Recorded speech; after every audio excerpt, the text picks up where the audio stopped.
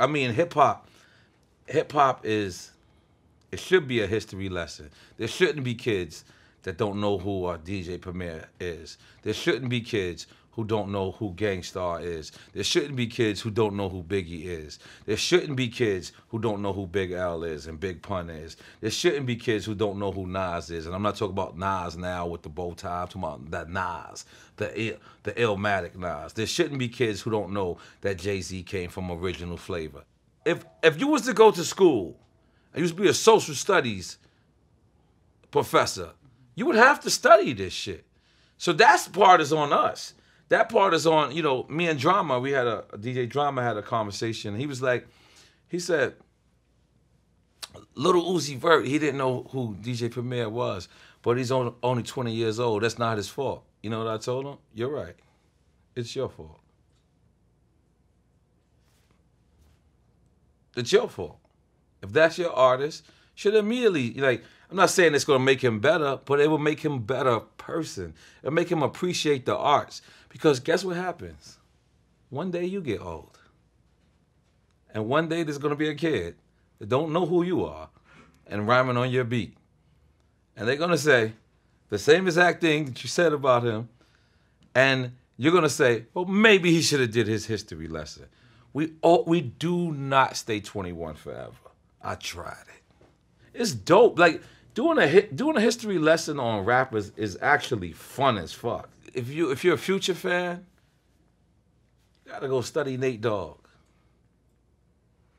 And then going after Nate Dogg, you know, was the first rapper, the first singer rapper. His name was T.J. Swan from the Juice Crew. Make the music with your mouth is.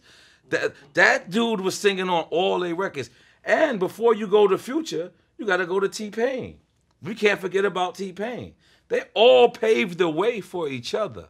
So if you know about just one, you're limiting your mind. If you know about Redman and don't know about Method Man, shit is kind of retarded.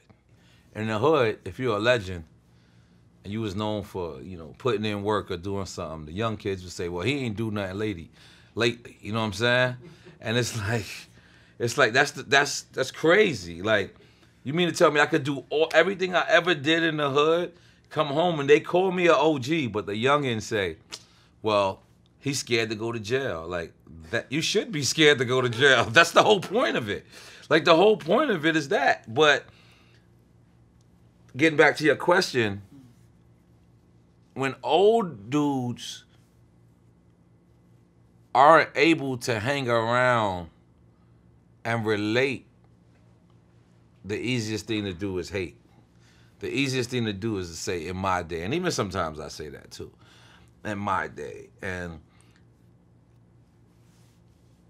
it's great to live in the past. The past is what makes us. But if you ignore the presence, if you ignore what's going on right now, that is the definition of what makes you old.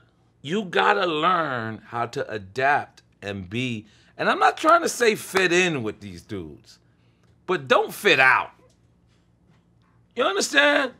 Don't be like, oh, don't be the dude that when the young dudes come, they're like, oh, that's that old motherfucker. He gonna come over here and try to school us. Like me, I'm able to know that when I'm around somebody, if I talk, if they listening, if they tuned in, if they not, and immediately if I say something to the young boys and the young boys, they ain't with it or they looking at me like the old dude, I don't fuck with them. I leave them right alone. But the ones that look at me like they peers and the ASAP Rockies, the Schoolboy Q's who, you know, see me and say, what's up, OG? And they know I still got jokes. Like I still rank. Like I still say something. And they'll be like, man, you know, like you just like you are on the records. Like those is the ones I mess with.